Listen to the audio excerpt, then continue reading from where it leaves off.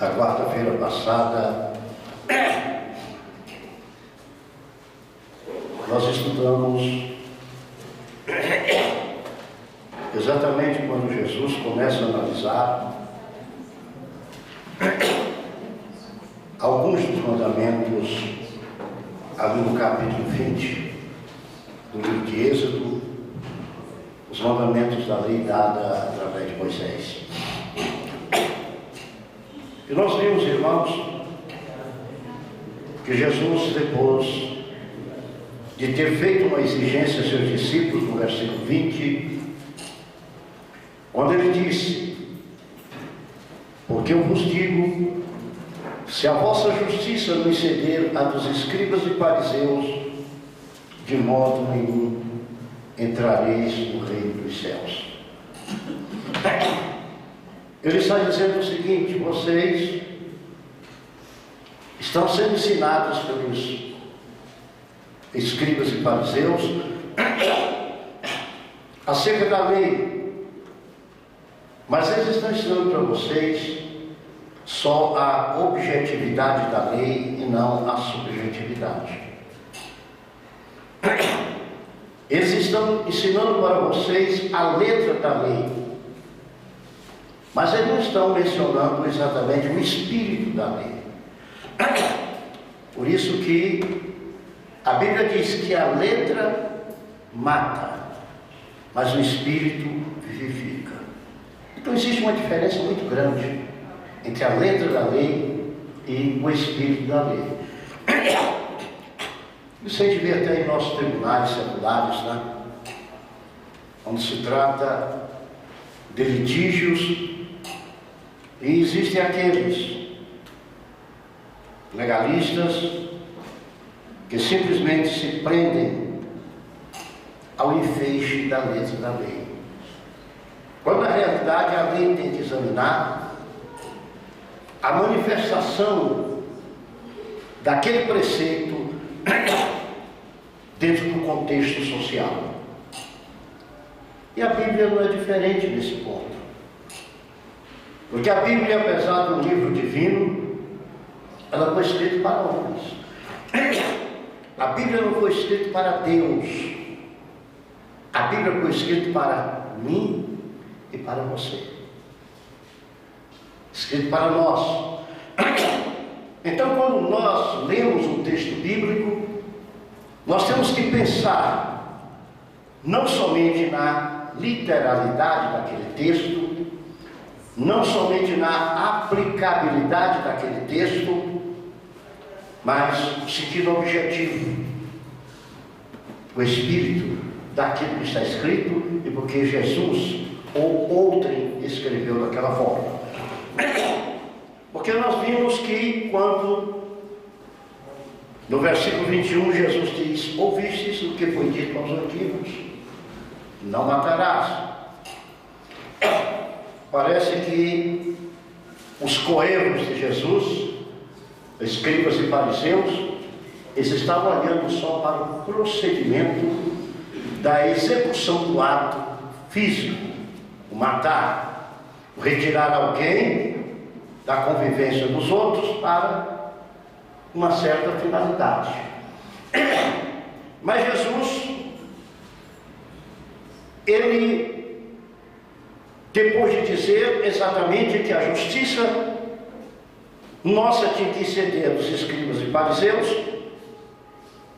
ele ainda diz: porque qualquer que matar será réu de juízo. Até então ele está aplicando a lei trazida por Moisés para a nação israelita. Preceito que advém em todas as leis, por pior que seja a legislação de um Estado, ela não observa o homicídio, fratricídio, matricídio, parricídio, não é domicídio aí, ela não observa isso como uma faculdade. Pode existir as exceções na manifestação do crime, como o próprio Jesus Cristo vai trazer exceções também dentro dos mandamentos. E quando ele mostra o agravamento do matar, ele ultrapassa o limite do entendimento dos escribas e fariseus. Ele diz: olha, você pode matar, materialmente é um crime, mas espiritualmente também é um crime. Quando você mata o seu irmão, quando você diz alguma coisa com ele, quando você diz uma palavra contra ele que o expõe ao ridículo, também você está matando. Só que esse tipo de morte você não vai entregue como réu ao juízo. Você vai entregue ao juízo divino. E o juízo divino, meus irmãos, ele é muito mais forte do que o próprio juízo humano. Ele não é mais forte, mais poderoso, simplesmente por uma concepção, mas pela realidade espiritual que Deus deu ao homem. Eu disse aos irmãos que quando nós analisarmos todo e qualquer mandamento no Velho Testamento, nós subjugamos quaisquer dos mandamentos ao preceito quando Jesus diz: toda a lei se cumpre em 2 mandamentos: amarás ao Senhor teu Deus sobre todas as coisas e amarás ao teu próximo como a ti mesmo. E diz: este segundo mandamento é semelhante ao primeiro, que o primeiro é o maior de todos, mas o segundo, semelhante a este e parecido com este, é o relacionamento entre seres humanos. Então o que é que o mandamento traz? O mandamento traz a repercussão espiritual entre eu e Deus, tá certo? No sentido da obediência à vontade de Deus, e traz a repercussão social no meio que eu vivo, com os meus entes, exatamente do nosso relacionamento, porque senão tudo seria uma verdadeira anarquia, uma falta de respeito. Não haveria de forma alguma uma dependência para obediência ou subordinação. Então Jesus mostra de uma forma clara. Ele diz: quando você odeia seu irmão, você matou seu irmão, e eu não permito, é como se Jesus dissesse, eu não permito que haja confusão entre vocês. Apesar que a Bíblia diz: pode haver, deve haver e vai haver. Mas só que o Senhor diz o seguinte: a tua relação comigo, ela depende da relação com o teu irmão. É interessante. É interessante. Tudo aquilo que é do nosso relacionamento com Deus depende do meu relacionamento com o meu semelhante. É importante isso, não é? Quando a Bíblia diz assim: se você não pode amar o seu irmão que está vendo, você não consegue amar Deus que você não está vendo. O Senhor condicionou a forma de eu amar a Deus, foi condicionada com a forma como eu amo meu irmão. Então a vida cristã, ela é totalmente diferente da vida lá fora. Eu fui aprender isso quando comecei a advogar, principalmente no campo do crime, tribunal do júri, essas coisas. Eu passei a ter uma visão naquela hora diferente daquela visão lá fora. Por quê? Porque eu passei a ver o ser humano como um ser sujeito a situações, e diante de algumas situações ele manifestava forma diferente de condições de vida. Então passamos a aprender, examinar o quê? O subjetivismo antes do objetivismo.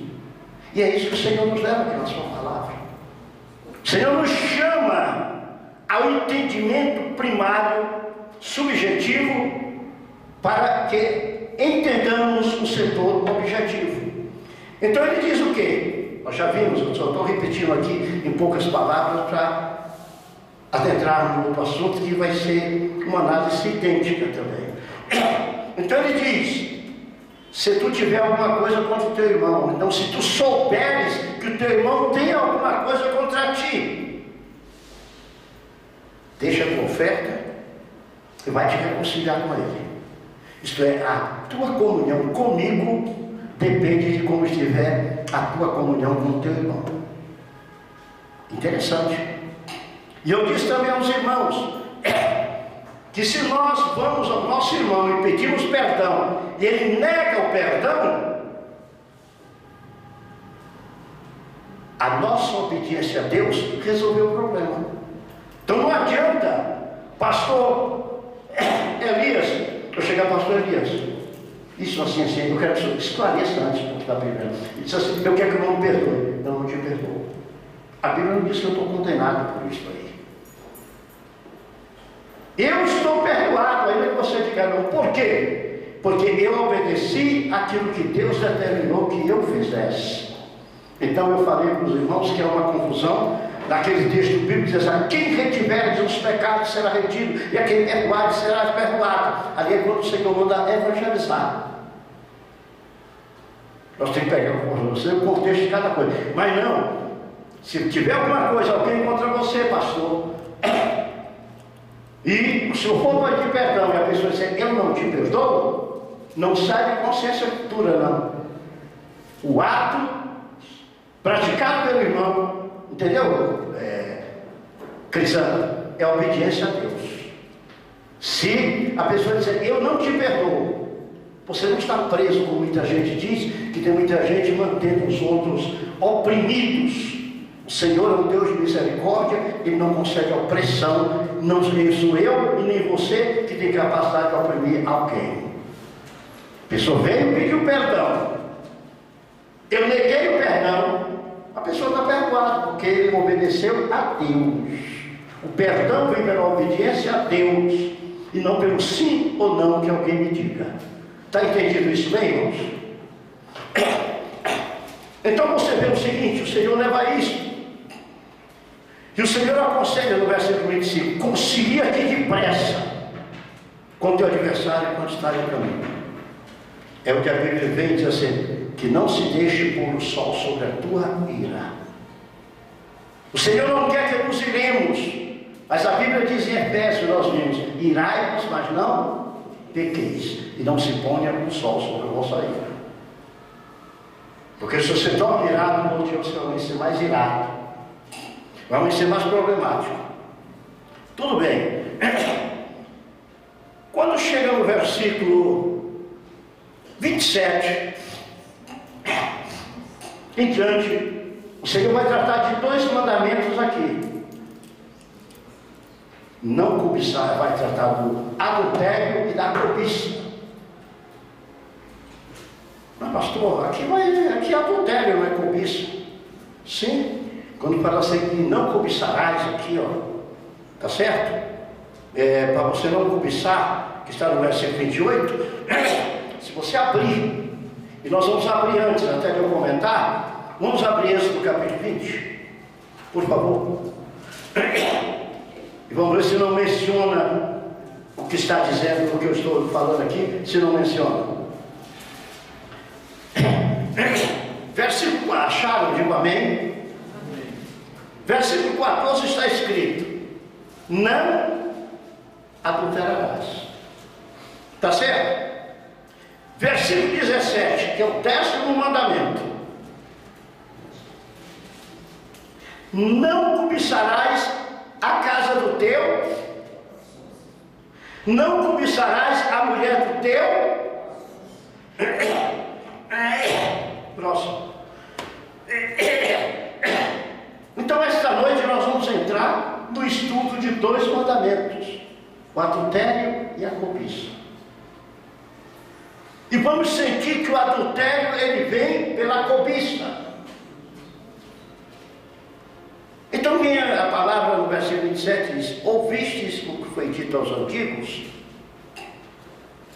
não cometerás adultério. Se eu for tratar desse assunto aqui, biblicamente, em sua profundidade, eu vou tratar de dois tipos de adultério. O adultério material, o adultério espiritual. Mas eu não vou tratar do adultério espiritual, porque o contexto vai me levar exatamente para o adultério material e não para o espiritual. O adultério espiritual é quando eu sirvo a outro Deus. Quando eu sirvo a outro Deus, quando eu me prostro diante de outro Deus, então eu estou em adultério no sentido espiritual. Então veja, ele começa dizendo, versículo 27, ouvistes o que foi dito aos antigos, não cometerás adultério. Se nós formos analisar o Velho Testamento no sentido de adultério, nós vamos encontrar a condenação erigida tanto para o homem como para a mulher. Tá certo? Tanto para o homem como para a mulher. A condenação principal do Velho Testamento, do adultério, é exatamente a morte por apedrejamento. Morte por apedrejamento. E, dependendo da situação, poderia haver até contraprova do adultério. Mas eu não vou entrar nesse campo, eu vou ficar aqui onde Jesus quer. Tá certo? Uma mulher acusada de adultério, ela podia dizer, eu não adulterei, é mentira. E o que acontecia? Havia uma contraprova.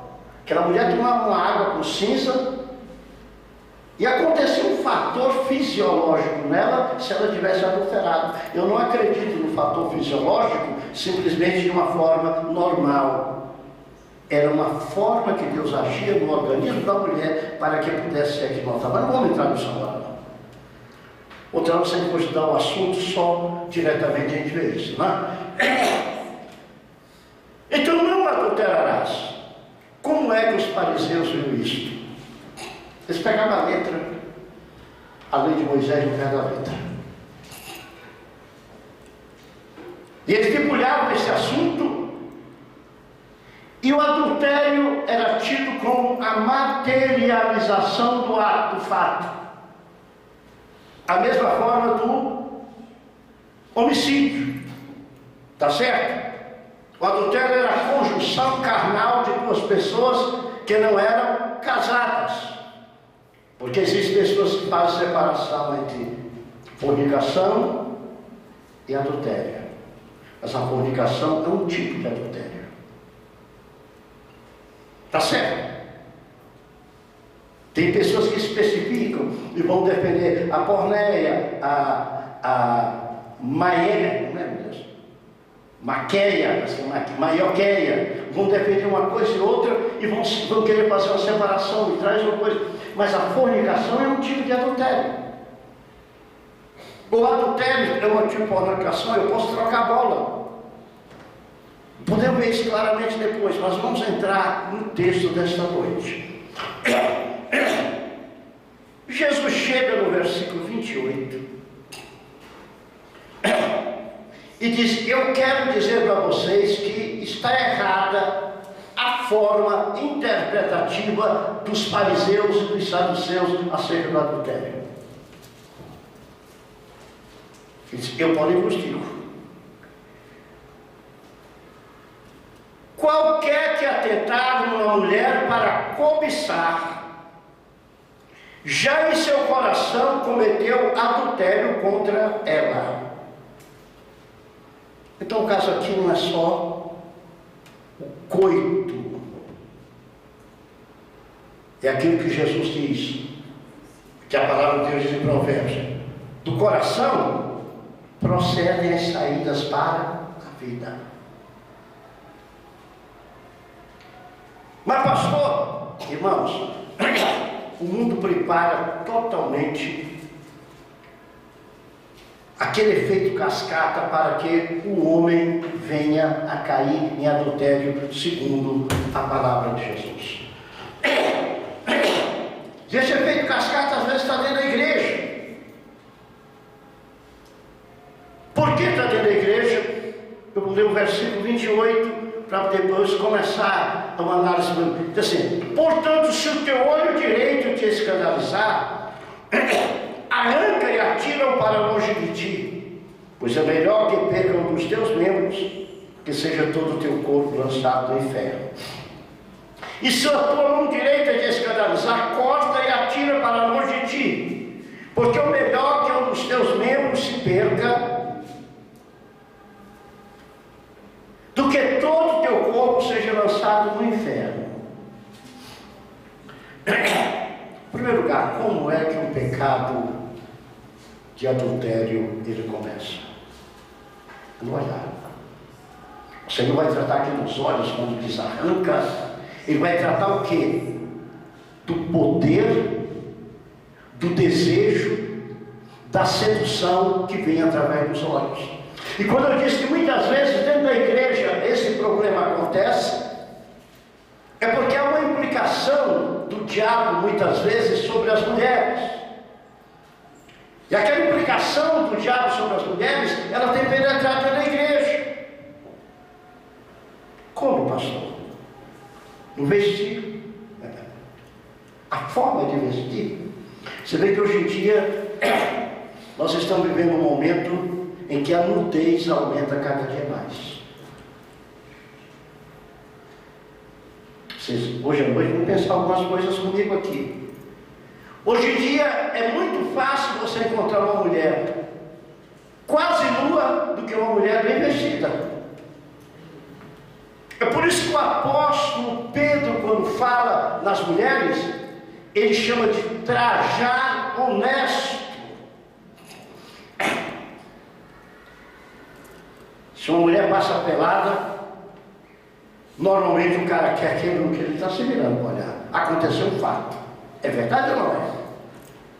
É uma preparação diabólica para que os olhos atinjam aquele momento e aquilo venha para o coração e comece a gerar uma forma diabólica de pecado.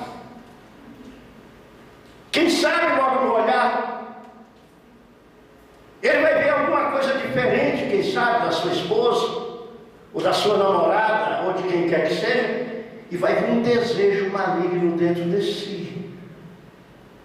Aqui os irmãos vão entender um outro fato. Lá em 1 João, no capítulo 1, deixa eu ver se eu anotei o versículo aqui.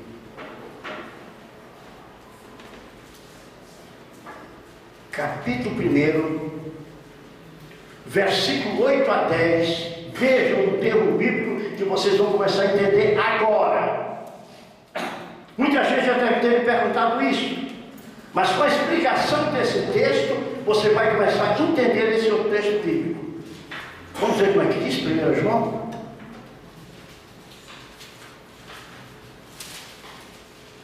Deixa eu abrir aqui para ler com os irmãos. 1 João 1.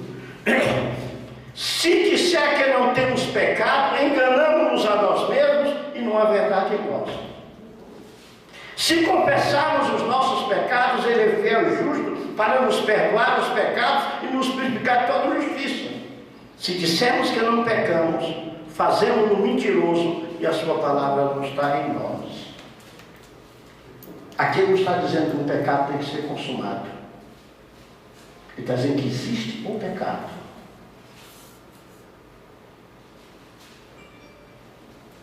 Quando existe o desejo. É por isso que a palavra diz, olha aqui, eu porém vos digo que qualquer que atentar, qualquer que desejar, qualquer que cobiçar a mulher, uma mulher, já em seu coração cometeu adultério com ela. Mas pastor, tem muita gente adulterando sem saber que está adulterando, não? Mas o que tem o dar uma olhadinha?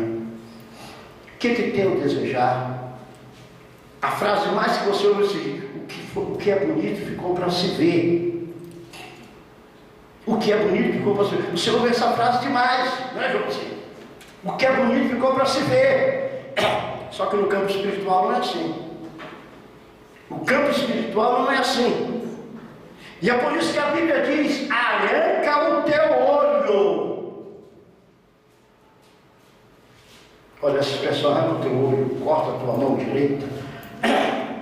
Isso tem trazido muita confusão.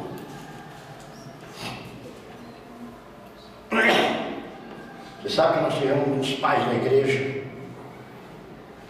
que não lembro agora as origens, mas eu creio que foi, que ele mandou se castrar, porque ele disse que não suportava ficar um homem inteiro, porque ele não ia resistir ao pecado. Só que eu pergunto, a castração tira o desejo dos olhos? Então ele deveria continuar do mesmo jeito. Eu conheci um velho em São Paulo, ele veio da Rússia, ele conheceu também. O velho em São Paulo, ele veio da Rússia, era daqueles que queria ser mais santo que tudo. Sabe o que ele fez? Ele se castrou para não pecar. A esposa deixou. Hein? A esposa não quis mais ele. Aí a esposa não quis mais ele. Ele castrou-se. Ela não quis, ela. Castrou-se. Eu vou me castrar. A esposa não me quer mais, eu vou me castrar para não pecar. Não é isso que a Bíblia fala. A Bíblia não fala arranca. Quando a Bíblia fala arranca, ela está dizendo o seguinte: se aquele teu caminho para o serviço está te trazendo uma atração diferente, troca o caminho. É arrancar o olho. Se aquela amizade está te trazendo algo diferente, acaba com aquela amizade. É arrancar o olho. Arrancar o olho, por exemplo, é tirar alguma coisa que vai te doer. Não quer dizer pegar o olho e... porque vai ficar o outro olho, né? Arranca o direito, fica o esquerdo. Fica o esquerdo. Tira o esquerdo. Ele vai ficar se lembrando a vida toda que está sem olho por causa daquilo que ele olhava e desejava. É verdade ou não é, irmãos? A gente tem que ser aberto nesse assunto. Então, quando a Bíblia diz assim, olha, se o teu olho está te levando a isto, arranca e joga para longe de ti. Quer dizer, tira aquilo que você está vendo para onde. Arranca o teu olho daquilo, tira o teu olho daquele local, afasta totalmente. Por que a Bíblia fala desse jeito? O que diz a palavra de Deus? O espírito está pronto, mas a carne é fraca. O espírito está pronto, mas a carne é fraca. O irmão pode ser a pessoa mais espiritual do mundo. Você pode ser a pessoa de mais oração, de mais jejum. Mas a Bíblia diz, não deixe lugar ao diabo. Por que Davi pegou com Betseba? Não foi só porque ele olhou. Ele olhou, viu? Resolveu olhar mais um pouquinho, o coração desejou. Então nós temos que ter cuidado nisso. Por isso que Jesus disse, se a vossa justiça não exceder a dos escribas e fariseus, vocês não podem pensar só no ato, vocês têm que pensar em tudo aquilo que inspira o ato antes. O que Jesus está dizendo é o seguinte: o adultério, no sentido bíblico, ele não se consuma somente com o ato, ele se consuma com o desejo. Por isso que tem pessoas que oram, Senhor, perdoa os meus pecados, por pensamentos, por ações. Temos que pedir, gente. Todo mundo está sujeito ao pecado. Todo mundo está sujeito ao pecado. Todo mundo está sujeito a pecar por pensamento. Porque tem gente que prega que o pecado por pensamento ele não prejudica. Já ouviu isso, já? Ele só prejudica se for consumado. Só que Jesus diz que ele se consuma com o pensamento também. O negócio fica meio duro, viu? O negócio fica meio esquisito, fica meio forte, fica meio pesado. Ele se consuma também com o pensamento. E veja que nesse texto Jesus usa exatamente dois membros importantes para o cometimento do adultério. Se a tua mão te escandalizar, né? Se a tua mão direita te escandalizar, corta e tira para longe de ti. Quais são as duas formas antes da prática do ato do adultério? Quais são as duas coisas que a pessoa usa? O olho e o tato. É ou não é? O olho e o tato. Então o Senhor manda ter cuidado com o olhar e com o pegar. Não tem para onde fugir. Aqui nós estamos tratando de adultério. Jesus está falando de adultério. Jesus fala em outro local sobre arrancar a mão, arrancar pé, fala em arrancar braço, arrancar o olho, fala em outro local. Lá em, até eu anotei aqui o texto, deixa eu me ver, está tão miudinho que eu não consigo. Capítulo 8 de Mateus, mas aqui já não é esse caso.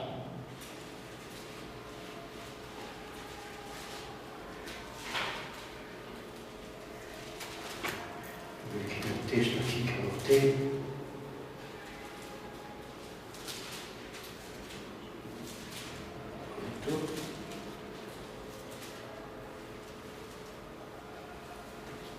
É 18. Hein? É 18 e 8. Deixa eu ver aqui. 18 e 8.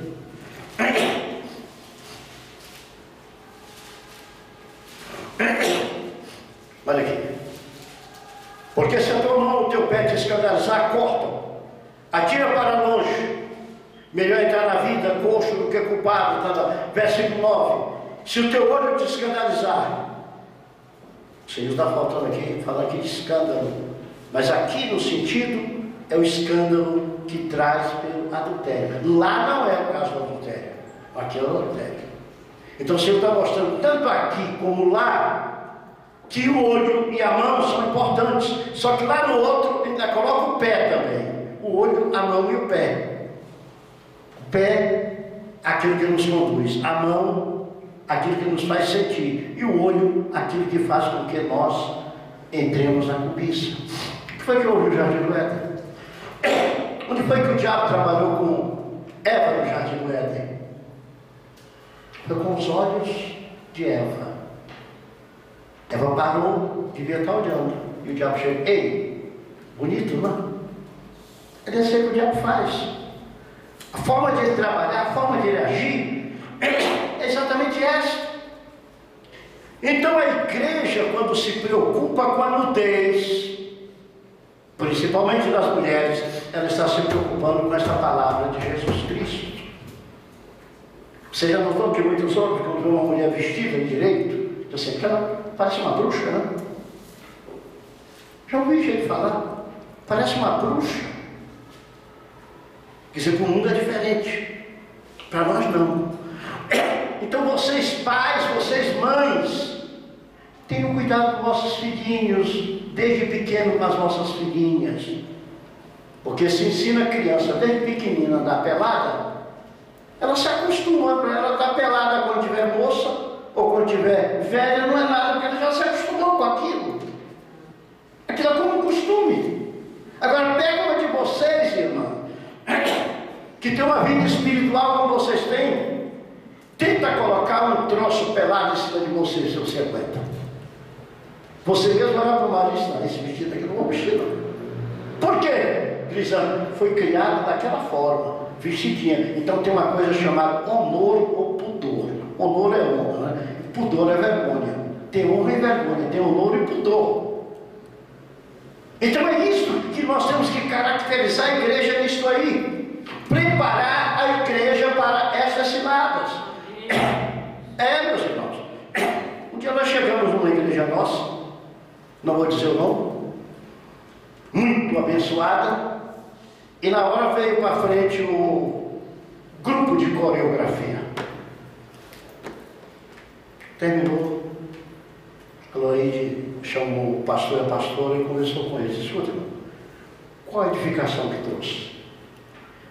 Pastor, se vocês viram que não estavam aquelas meninas, umas roupinhas largas, mas elas mostravam o corpo todinho. Sabe, tem mulher que é mais acentuada em uma coisa, outra é mais acentuada em outra, e destacava, mas destacava de um jeito que você tinha que tirar os olhos e estar olhando para o outro lado. Foi, chamamos a atenção. Então nós temos que ter esse cuidado dentro da igreja para que isso não aconteça. E ensinar para a pessoa, inclusive para a criança, que ela pode ser um motivo de tentação. O Senhor nos entregou nossos filhos para nós criarmos, tanto os homens como as mulheres. Criá-los para o Senhor. E aqueles que entram do Senhor, eles têm roupas próprias. Sabe disso? Digamos, um sacerdote tinha uma roupa própria, o povo tinha roupa própria, ninguém vinha perante o Senhor de qualquer forma. O povo do Senhor sempre foi diferente. Por que diferente? Porque era diferente de todas as nações. Então não havia algumas coisas que Jesus queria retirar do meio. Quando eles queriam só materializar uma coisa, o Senhor disse: tem a forma material, mas tem uma forma espiritual. É por isso que a Bíblia diz que quem diz que não peca está mentindo. É porque você pode ser pego mesmo de surpresa, não, só deu com aquele susto. E pode vir um pensamento maligno, por que não? A Bíblia diz que quando Abraão ia sacrificar, os corvos, isto é, os demônios, vinham querer roubar o sacrifício de Abraão. Então alguém vem com adoração, vem com louvor, vem não sei o que, vem de qualquer forma, e muita gente não ficou cantando nem nada, ficou olhando da forma daquela pessoa que está naquilo. É alguém que está ali não sendo usado por Deus, mas sendo usado pelo diabo. Os homens devem ter controle. Eu um dia enfrentei um problema. Eu sento no primeiro banco da igreja. E tem uma pessoa que chegou para mim: pastor, não dá certo. Tem umas moças que sentam ali no primeiro banco ali para cantar. Quando elas sentam e cruzam a perna, vê o fundo da calça. Eu nunca tinha notado. Mas eu tive que chamar e conversar com o pastor ali. Falou: irmão, vamos fazer isso. Porque eu estava vendo o quê? Alguém estava pecando ali. Porque se a pessoa vem falar, ela estava cobiçando alguma coisa, estava sendo despertado por alguma coisa. O espírito da pessoa ali não era no sentido de adorar a Deus, era de ver o fundo da calça das pessoas.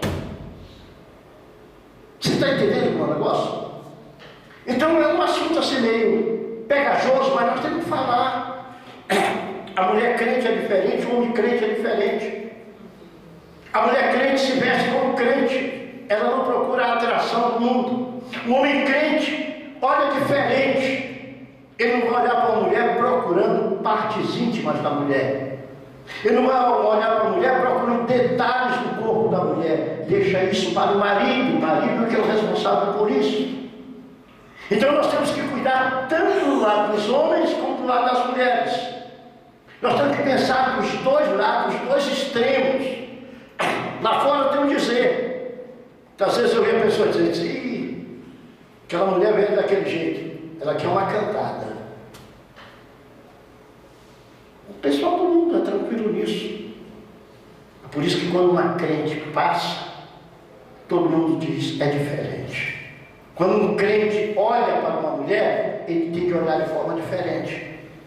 Porque não é somente cometendo o ato do adultério, o ato físico. Para Jesus que ele adulterou. Segundo Jesus aqui, o pensamento: já pensou? Essa mulher já pensou? Pode pedir perdão a Deus. Pode pedir perdão a Deus. E trate de ficar cego. Irmão, tem que ficar cego. Cego é tirar os olhos daquilo, é não olhar mais para aquilo, é arrancar aquilo da sua vista, é fugir a vista daquilo. Amputar a mão direita é deixar de pegar naquilo que não deve pegar. Então o homem crente, ele tem que ser diferente. A mulher crente tem que ser diferente, para que não haja o que? O cometimento do adultério. Tá certo? Ou mais alguma coisa para ser explicada aqui? Porque isso aqui eu vou parar, que já é 9 horas. Porque a outra parte é complicadíssima. A outra parte começa o seguinte: também foi dito: qualquer que deixar sua mulher, lhe dê carta de desquite. Eu, porém, vos digo que qualquer que repudiar a sua mulher, a não ser por causa da prostituição, faz que ela cometa adultério, e qualquer que casar com a repudiada comete adultério. Assim ouviste que foi dito aos antigos: não pejorarás. Mas esse texto aqui, depois nós vamos para Mateus capítulo 10, nós vamos para Mateus capítulo 19, entende? E nós vamos examinar no Velho Testamento como a mulher era considerada repudiada na Bíblia. Tá certo? Vamos ler texto que diz o seguinte: se o marido deixar a sua mulher, ele comete adultério. E se a mulher deixar o seu marido, comete adultério. Vamos ver a Bíblia dizer tudo isso. Tá certo? Agora, quando fala em relações ilícitas, também nós temos, a Bíblia explica muita coisa, leva a gente para Levítico. Eu não sei se é capítulo 12 de Levítico, mas leva a gente para Levítico e vai mostrar as relações que são chamadas ilícitas pela lei. Tá certo?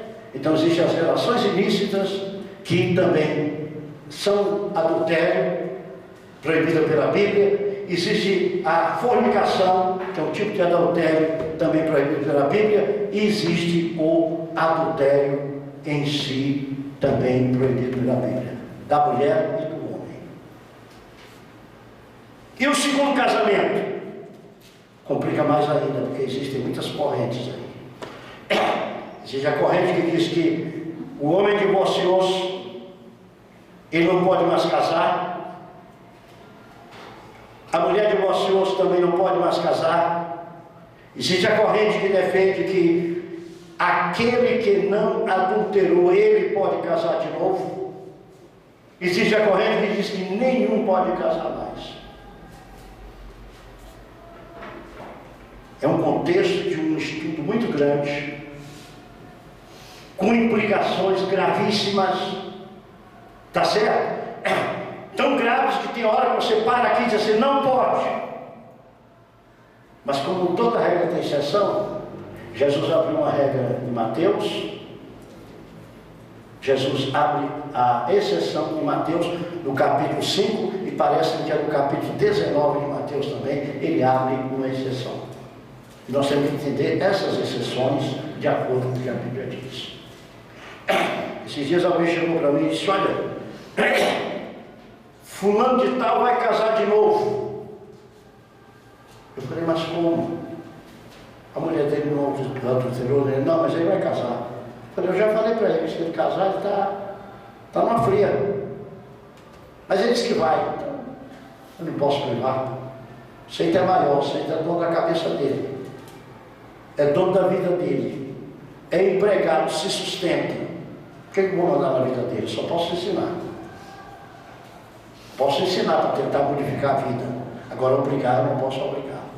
Eu posso orientar na palavra e deixar a cabeça preocupada da pessoa. Ok? Quarta-feira nós começaremos a estudar acerca do divórcio e segundo casamento.